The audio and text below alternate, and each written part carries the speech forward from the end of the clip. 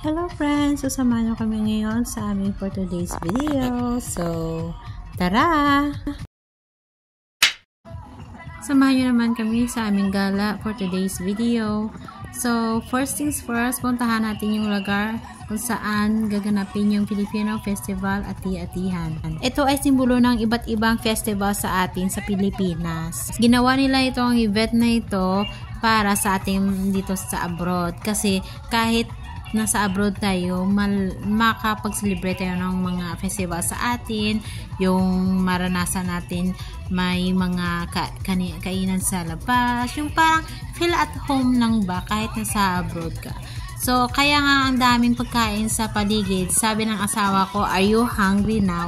Sabi ko, "No." Kasi alam ko, nagjo-joke yan na kapag may makita ako mga Filipino food, alam niya yung mga Filipino kain ng talaga ng kain. So, kaya sinabi niya, "Are you hungry na?" So, sabi ko sa kanya, nag-joke din ako na hindi. Siyempre, alam niya naman na kapag Filipino yung mga pagkain sa paligid, hindi ko mapipigilan yung sarili ko na kumain talaga. At yun talaga yung pinunta ko dito, guys.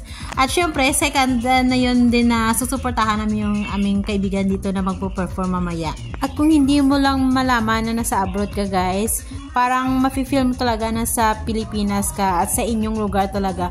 Kasi sa amin, sa Dinagyang Festival, ganito, maraming asalan sa paligid, maraming tao, may mga parade, may mga ilaw, tas yun yung mga malalaking sound system. So, yun yung namimiss ko sa Pilipinas, which is ilang years ko na din na hindi na-experience dun sa amin. Thankful ako sa mga organization dito ng mga Pilipino sa Bahrain kasi nagkakaisa sila sa mga event na katulad nito, tas nagpaplano sila next na mga event para magkakilala yung mga Pilipino at malaman kung saan kayo magko-connecta ba. So, parang hindi mo mafe-feel at hindi ka ma-homesick. Yung tipong nasa Pilipinas ka pa din at na-experience yung mga ganitong kapistahan sa atin. Pati mga traditional food matitikman at ma-experience din dito.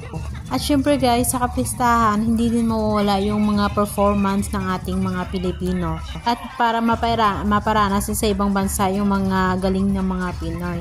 So, kaya andito kami at masaksihan nyo din ang mga nagpo-perform later, pati yung kaibigan namin na si Star. So, speaking of Star, andito na nga siya. Siya yung kaibigan namin na kakanta mamaya. So, sabi ko sa kanya, iba-vlog kita ha. Sabi niya, okay daw. So, later, papakita ko sa inyo yung kanyang malagintong boses, kumbaga. So, bali pang-apat na performance later yung aming kaibigan. So, ito, pangalawang itong nag-pop music. Ang pangatlo, itong nagko-choir ng mga Pilipino. At bali itong pangatlong ito, pagkatapos nito, yung kaibigan na namin na si Star kakanta. At kanina pala, nagpa-awarding sila ng mga social media artists like mga vlogger, mga TikTokers. Yun, kanina nagpa-awarding nga sila. At hindi ko alam kung bakit hindi ako nasama. At baka nga siguro overqualified ako, guys. Or ewan ko, hindi nila alam na social climber lang ang alam ko. At let's go, guys. Sabay-sabay nating saksiyan yung performance ng aming kaibigan na si Star. I wanna say what I wanna do.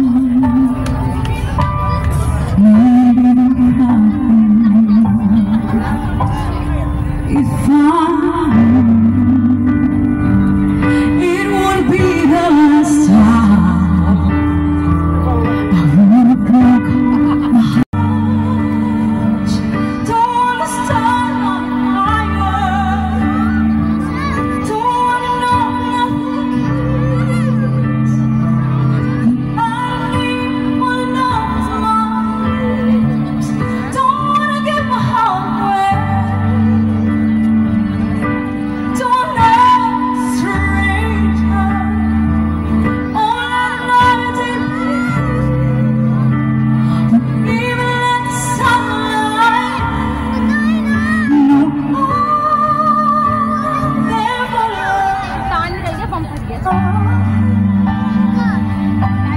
At hanggang dito na lang natatapos ang ating video. Salamat!